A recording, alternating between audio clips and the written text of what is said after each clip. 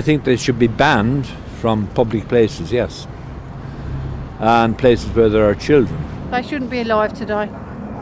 And my friends, I mean, there's guide dogs being attacked. They are non-provocational. I actually saw one miniature dog's head bitten off by a staff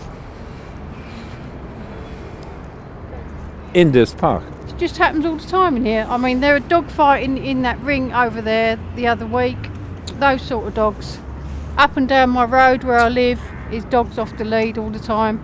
And it has made him aggressive. For 2 months I never walked in this park again. This is why I carry this stick. It's not going to do much against a pit bull, but it just makes me feel a bit better.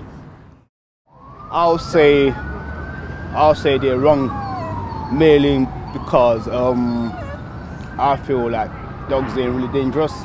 It's all about the way you bring them up. You understand what I'm saying? If you bring them up right, you know, like, they will do as you say.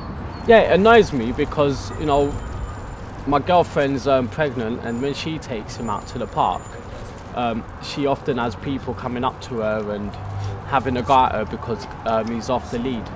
And he's not vicious at all, and that's from what they've been seeing on the news and reading in the papers, and they're stereotyping him and what breed of dog he is.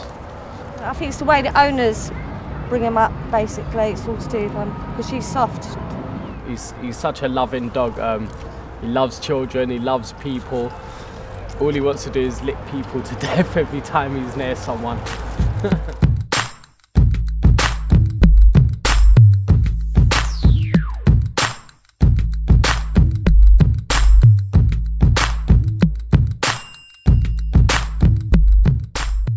My name is David Grant. I'm a veterinary surgeon, and I'm the director of this hospital, the RSPCA Harmsworth Hospital in North London. The issue is that Staffordshire Bull Terriers have been demonised. That's because they become a must-have fashion accessory. They're actually very nice dogs. They are difficult to make aggressive, and they normally would not attack people or necessarily other dogs. So when they do become aggressive, it's because the owner has made them that way. It's the people it is, it's not the actual dog. It's how people control their dogs, really and truly. So you get a lot of young boys, they'll get their dogs and they'll be on the estate, my dog's better than yours, and then they'll get the dogs fighting and so on, and then people see it, report it, and it gives the dogs a bad name, it really does.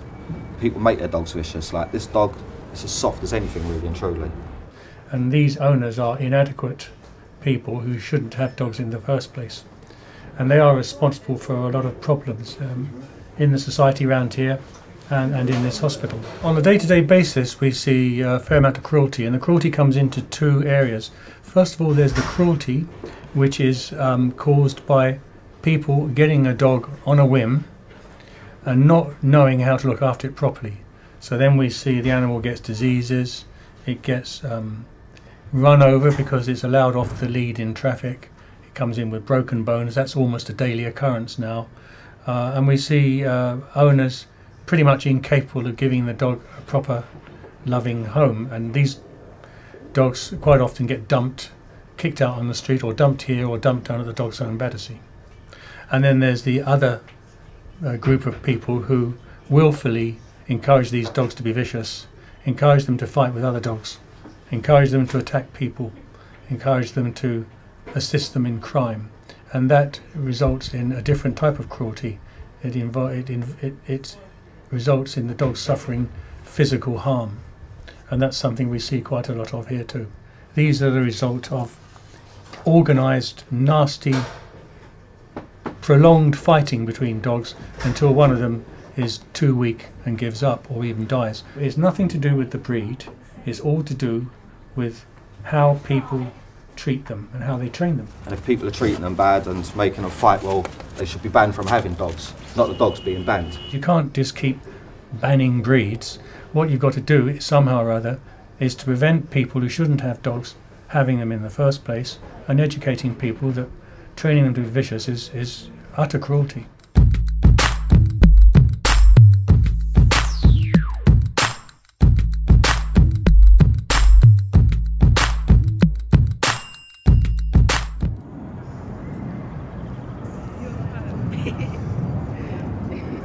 Most of these owners are, I'm afraid to say, drug dealers, knives, gun poachers, people, young people that have got on with bravado, that use them as guard dogs.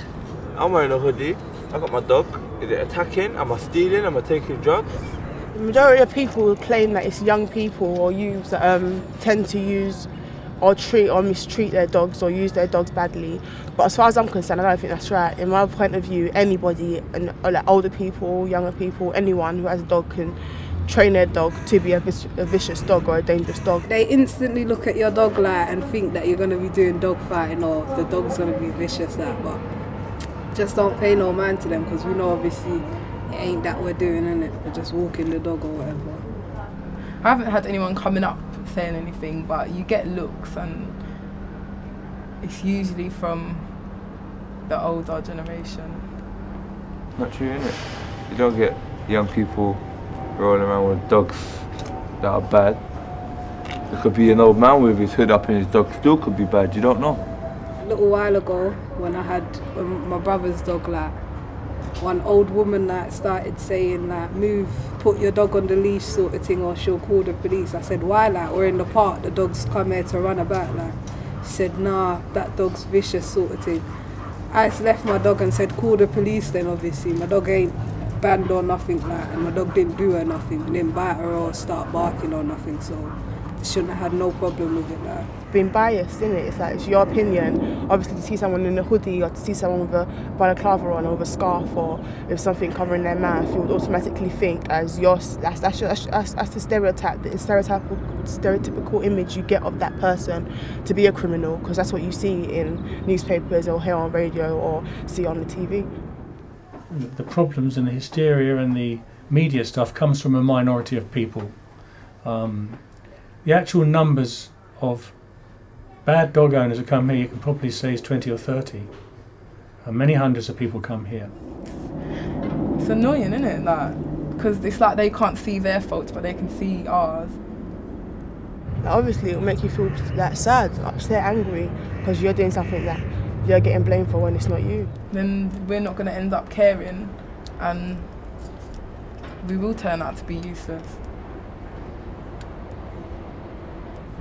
It's like anything, if someone's told, oh, you're rubbish at this, or you're bad, or do you know what I mean, then you're going to end up living up to that expectation, because no one's not telling you, oh, you can do good, It's like, if you got all this negative energy around you, you're going to be a negative person, you're going to turn out badly. If the owner treats the dog nice, it'll be a nice dog. If you treat it aggressive, the dog's going to end up being aggressive. It's like a person. If you treat a person good, the person's going to be good back to you. If you treat a person bad, they're going to be on edge, they're going to be bad back to you. So I think there should be more talk about it instead of just basically straight away claiming or saying it is someone or blaming someone for something and it wasn't actually them. Yeah. You don't know unless you ask a question, innit? Or find out for yourself, basically. The real truth is problems in life are never as simple as we want them to be. But the answer is not to stereotype. Don't avoid the issue, but find the real problem.